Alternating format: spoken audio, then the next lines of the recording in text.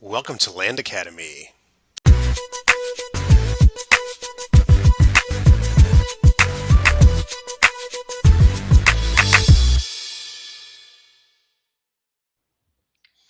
Good morning, Jill. Hey, good morning. How are you? Fine, how are you? Good, thank you. As you know, the topic for today for our listeners is the importance of winning at what you do for a living. And while that might seem like kind of a boring topic versus all the topics we do, like how to make a ridiculous amount of money in 35 seconds, no, I'm just joking. This topic is really important to me because I think you got to come into this thing with a winning attitude. And I wanted to just talk about it today and get your thoughts on this topic. And Mary, I mean, maybe, like staying optimistic. yeah. Well, that's the topic. So,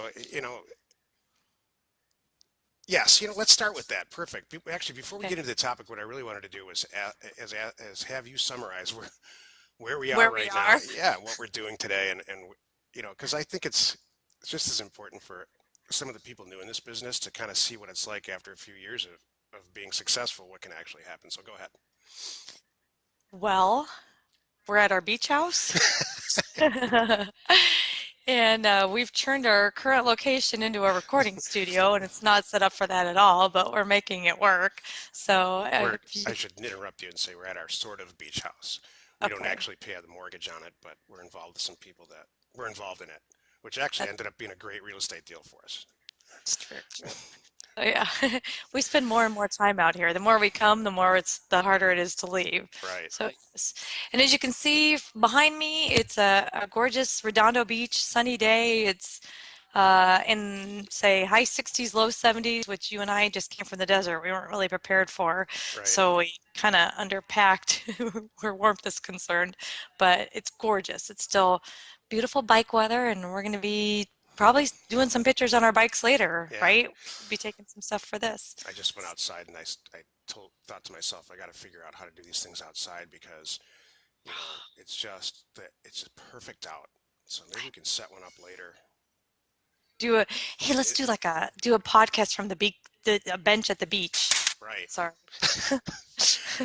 Or that place, that kind of lighthouse place that we ate where we had dinner last night. I was wondering if we could get in there before it fills up to watch the sunset and kind of because can you imagine the photography light in a lighthouse like that all the way around? Oh, You know how we were just setting this whole thing up, and I said if you can avoid all the problems in photography when all the lights even and it's all coming from all the same directions, and you just don't need to light anything. It's like that would be a perfect environment for that. we can, knowing you and I, we can make some friends and probably make that happen. Well, it's mostly you, but We've yeah. never had trouble with that. All right, so before we left, somebody told me that we're cranking eBay back up again, and I know that was your idea to sell some property and drive some more traffic through all the channels in the internet where people find out about our cheap property and buy it. This is all land stay stuff now. So did you crank the eBay thing back up? Oh gosh. Yeah, and it's awesome because I just have a handful of properties on there right now, but Mm-hmm. it is driving so much traffic back to our website. Yeah, And so many people are signing up for a Platinum Buyers Club that I am shocked. yeah, We keep looking at our phones going, where are these guys coming right. from? Like the only change I've made in the last 10 days has been eBay. So, and I'm going to schedule a few more and have them popping up tomorrow. Right. So it has been awesome. What are you going to schedule tomorrow? I haven't decided Are you yet. running out of inventory yet? No, this is a very good point. Thank you. Yeah. I said that for me, not you. This, okay, good, thank you. The beautiful thing about eBay for all of our people is I kind of use it for a tool for, I don't want to say problem properties, but maybe less than perfect properties. We cover a lot about That's the fair. four A's. Is it okay if I get into this? Yeah, yeah, please. Okay, and Please. maybe I have some that I'm trying to sell them in some of our normal avenues, and I'm just getting a flood of questions and nobody really serious. So I might throw it on eBay or see what happens. And right now, I'm pleasantly surprised. I've got two 40-acre parcels that I have a set price for them. I think it's 10,000 each, but we'll see. I have it dialed down where if they hit a certain number, they make an offer, it'll hit me and it's way below 10. And I have two that I started with, 99 cent, 99 cents, $1, no reserve, Right. knock yourselves out. And one's Wherever the auction, ends. yeah, whatever the price is at the end of the auction, that's what you win the property for. It could be 25,000 bucks, it could be 1,300, and we've seen both ends, right? Exactly. I don't mean to interrupt you, but some people are No. new. You know what? And the four A's are access. We try to teach in our packages that you should buy property. The best case situation is when you're buying rural land, you should buy property that contain the four A's. It's something I came up with a lot of years ago. Acreage, so the larger the better. Access, if you can drive right up to it in a two-wheel drive, like just a normal family sedan, that's a perfect situation. That's not always the case with rural land. Affordability, so that obviously the cheaper you can sell it, the more appeal that it's going to have, and attribute, which is my favorite. A lot of people, you can overlook a lot of flaws innate flaws that a piece of rural property has if it has an attribute. And my favorite attribute is like it's walking distance to the Grand Canyon. I actually bought half of a subdivision that was walking distance to the Grand Canyon, and it didn't have a lot of these other attributes. This is a lot of years ago. Didn't have a lot of these other attributes, and it we did really really well on that. And in fact, the customers were incredibly happy about buying the property for years to come. So now that we got that out of the way, sorry. That's Now okay. that I broke your It's rhythm, all go ahead. good. It's all good. Sorry, this bird out the window just caught my eye. So it's a big bird right there. It's like a seagull on the roof. So But it's an albatross. I don't know. yeah, it's big. So All right. So anyway, we're on eBay, and we've got a couple of properties that you don't think are selling as fast as they should. So you posted them on eBay to kind of reduce the price and hopefully reduce all get the. some action. Yeah, and I was really just posting them for the fact of I wanted to get them off my plate kind of thing, and and just get some stuff moving. And it worked out in two ways because I can't believe all the people that are through those Yeah. postings are finding our website and signing up for Yeah. our ebook and the Platinum Buyers Club. It's fantastic, and it's really funny because I've had a few good ones that reached out to me some really good solid questions and their interests. And if they give me their phone number, I'll sometimes call them back. And Yeah. if they reach out to me, if they reach out to me directly on even questions, Yeah. there's always follow up. Me or my team, somebody always follows up with these questions. We don't just leave them. But if they give me their phone number, often it's often quicker for me that I'm going to call them back. Yeah. I can answer the question easier, and I like talking to them. Sure. It's I've had two this week where within a few minutes of me hanging up the phone, I see them pop in on the Platinum Buyers Club on my cell phone. Like, oh, look at that! They already looked this up, and they just signed up. I Well, thought that's what did you say to him? I did. Okay. So wait. Let me. These Yeah, two people that called you, yeah. did they call you right off of eBay? No, I called them. Oh, So because they they left a message. they reached out to me via email is what it was. One they both hit my personal email, but it was coming through eBay. Okay. So they So they found you on eBay. correct. Okay. Got So it. and they're asking some questions about the property, and I've got their phone numbers. They So left and their they didn't phone. go to the website at all. They just saw it on eBay. Yes. And you Yeah. drove them to the Well, website and got them to sign up for stuff. I didn't even have that real conversation. It was really about the property. Yeah. It wasn't so much focusing on that. It was just kind of this is who we are. When they reach out to me on eBay or so many of the other Yeah. ways that we advertise, they think we're realtors. They're not really sure of the situation. Right. So I describe who we are, what we do, and hey, I'm an owner here, and I can make these decisions, and here's where the property come from. Yeah. And it's because so this is good for our students. Once the potential buyers hear that, it's very disarming. They're like, "Oh, you're not a realtor. You can talk freely," and You can reduce the price if you want without taking right, it back to some boss or something like that.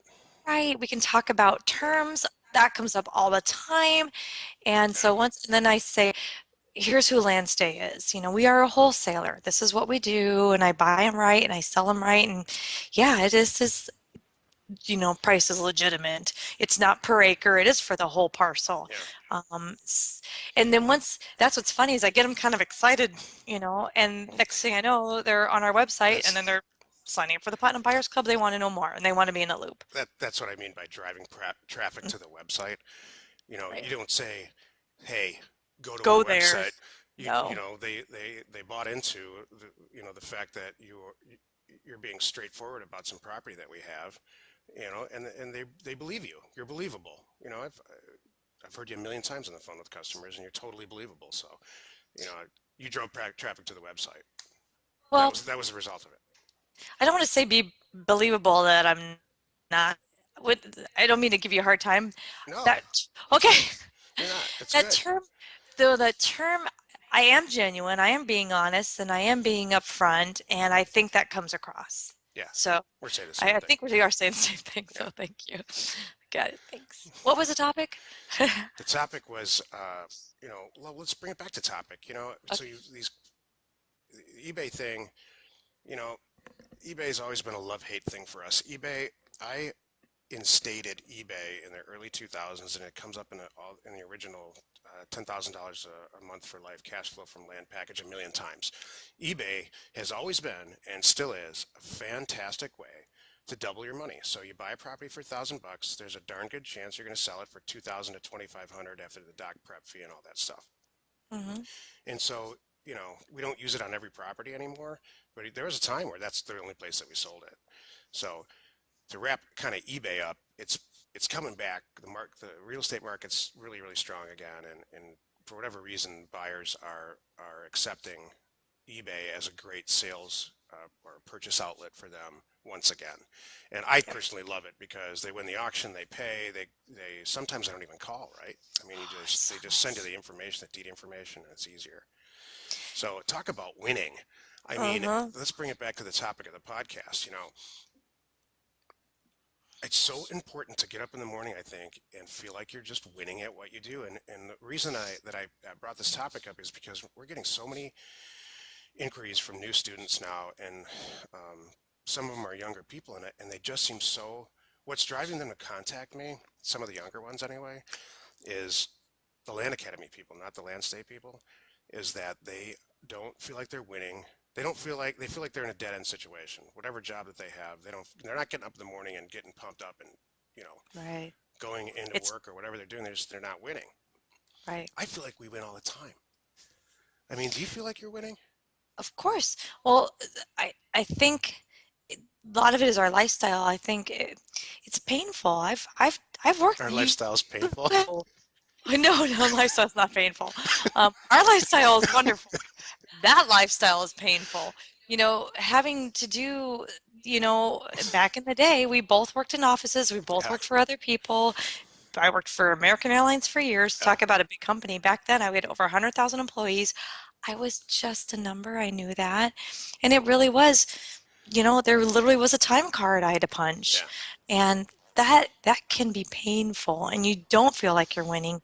Even if you have a very successful day and you're hitting all your numbers, Yep. you still are kind of feel like, for me, like I was spinning my wheels because I'm making money for somebody else. Yeah, Much rather be making money for me and for us. So, right. mhm. That was my next question, actually. Okay. Like your biggest professional struggle, and I think that was about it. How about your biggest success within Landstay? I mean, how can, you know, I guess the question is, we have huge successes and then we have like everyday little successes. And this podcast is more about the little tiny successes, but do you have one big, huge professional success at Landstay that comes to mind? And then share with us like some stuff during your day that, that you feel like you're winning. You know, I I can't I've had so many successes that I thought were one-offs that I've now kind of forgotten. So, I mean, it just keeps happening. Yeah, Um, more My personal successes are more on the acquisition yeah, side than the sales side yeah. because I Me know too. that.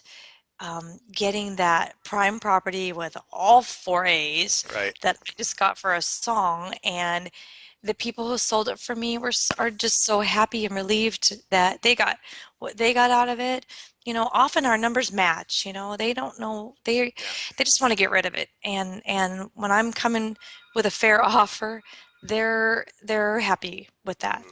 Hmm. So those are mine.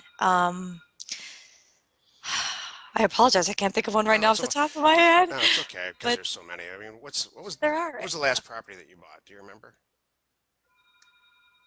I'd have Um, to go. well, Go I ahead. have to look.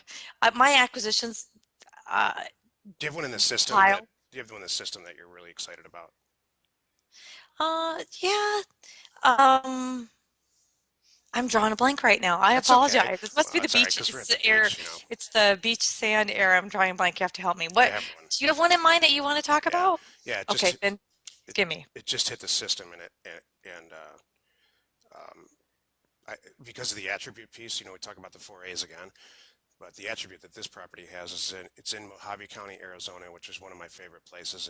It's actually the place that I started buying property way, way, way back in the day. And what I love about this property, it's 5 acres, so it's got acreage. It's got perfect access. That's right on the freeway. So not a lot of people like right on the freeway property. It's certainly not the best place to build a cabin. But what I love about this property, it's got perfect access. It's right along the freeway, and there's a ton of people out there who love to purchase these properties. I have a group of guys right now that buy properties. These guys are so rich that they buy properties that are right on the freeway anywhere in the country. They pay cash for it, and they with the hopes that they can put a billboard on it. And 95% of the times, I mean, for people who don't know, putting up a billboard on a freeway this day and age, I mean, you're going to have a better chance of, dream it up. It's very, very difficult from a regulatory standpoint to get any municipality to put up a billboard, to allow you to put up a billboard. That being Right. said, once you do, it's over. You bought a piece of vacant land, you put up a billboard, and you rent it to whoever's going to rent it, like Verizon and phone company. And the return on investment it literally can't calculate it. It's infinite. It's in the Right. tens of hundreds of thousands of percent. It's so Hmm. crazy that. So that property just got in the system. I'm not sure what we're going to do with it. We'll probably end up selling it directly to that guy without even doing the maps and all that stuff, which I love too. But you know Hmm. that was a triumph for me. I don't think we paid. You did that deal, I know you did, and I'm pretty sure we paid $800 for it, and it was off of Hmm. a letter that Hmm. we sent a lot of years ago, if I recall right. Right. You know why you can't remember these things? I think because There's there's so so many. many. That's exactly it. Even right now, if you ask me what acquisitions you have on your plate, Yeah, the list is huge. yeah, I mean, several a day. I can't keep up. It's hard for me to get. I can't get them in the system yeah. fast enough. I need to really sit down and review them and prioritize. I have a lot right now. And it's all good stuff. It's nice because my system is running so smoothly. I can take a break and I can Yeah. help with some land academy. For me, this is fun. Thank you. This is very fun. So I like this, and then I'll get back to it. It's all good. So. That brings me to my next actual point about winning. One of the things that makes me feel like I'm winning at what we do here all the time is when we put a system in place, and you just said it. When you put a system in place and it kind of just not runs itself completely, but you just kind of manage it or manage the people that are involved, whether they actually work here or work for you or they're outsourced companies for whatever tasks that you want. When the system's kind of rolling in place and you get up in the morning and you look at a report and it says, yeah, you know what, we're winning. We're not actually losing. Mhm. That we have a lot of acquisition opportunities. We've got some offers on the properties that we have, which happens on eBay, by the way, all the time, the way that you set it up. Mhm. So when you have a lot of choices in the morning and you're getting the reporting and the numbers and the things that you need on time, that's winning, I think. When you Yep. wake up in the morning and you're going to a job that sucks, I think it's hard. It's It's hard very to hard. feel like you're winning. I had a buddy I lived with in college. This is a super short anecdotal story. And he was a mechanical. He went to college to be a mechanical engineer. And this is it. I graduated from Michigan State. You know this. I'm really Mhm. telling everybody else. And so he was done with his mechanical engineering degree the same time that I was, and he got two job offers, one from General Motors and one from Toyota. And the one from General Motors was way more. It was the benefits package and the cash involved was a much more attractive offer for him right out of college. So, Hmm. and guess which one he took? The Toyota one. And I said, "What are you're off your rocker, man? We're in Detroit. We're in Right. Michigan. You don't have to move anywhere." You can, and he said, "Look, can you imagine? This is back when the car companies were a mess. The American Hmm. car companies. Can you imagine getting up in the morning and going to work for General Motors, and just working for a company that's losing, that's putting out an inferior Right. product, that's kind of been as a has been." He's like, "Man, I'd rather just take my chances with a company that they seem to have their act together. They're actually profitable, and hopefully, moving in a further, faster, better direction." Right. And that always stuck with me, that conversation with that guy, because it's there's a million times in our lives that we're tempted to take the ripest apple instead of just chilling out a little bit, building a system up, and then really which is kind of where we are, I think, building a Right. system up and enjoying it. It's scary for a lot of people. They will choose the safe road, the 401k, Oh yeah, the benefits and all that because it feels safer. It's scary. Never mind the rewards can be fantastic. Hello. But right. but yeah, and that's why I love too what you and we in your package preach is don't don't make that jump until it is right, but it's okay. You can do this. Yeah. So, hmm. You know what else like? I'm sorry. Go ahead. No, I just thought of something else No, about no, go. winning. Yeah, go. Uh, let's think about today from about 2:30 to Oh my 4:30. gosh, I was going to say the exact same thing. Here, if Well, hold that's on a not second. Hold winning, on. I don't know what is. Because you don't know this, but this is actually the next topic, our next podcast topic. So I don't want you to give away too much. Okay, well, I'll just leave So it at join that. us. Well, join us, Jill and I. Please join us, Jill and I, for the next podcast slash LATV topic: how we experienced and what we learned at being in the audience for the Dr. Phil show. Join us.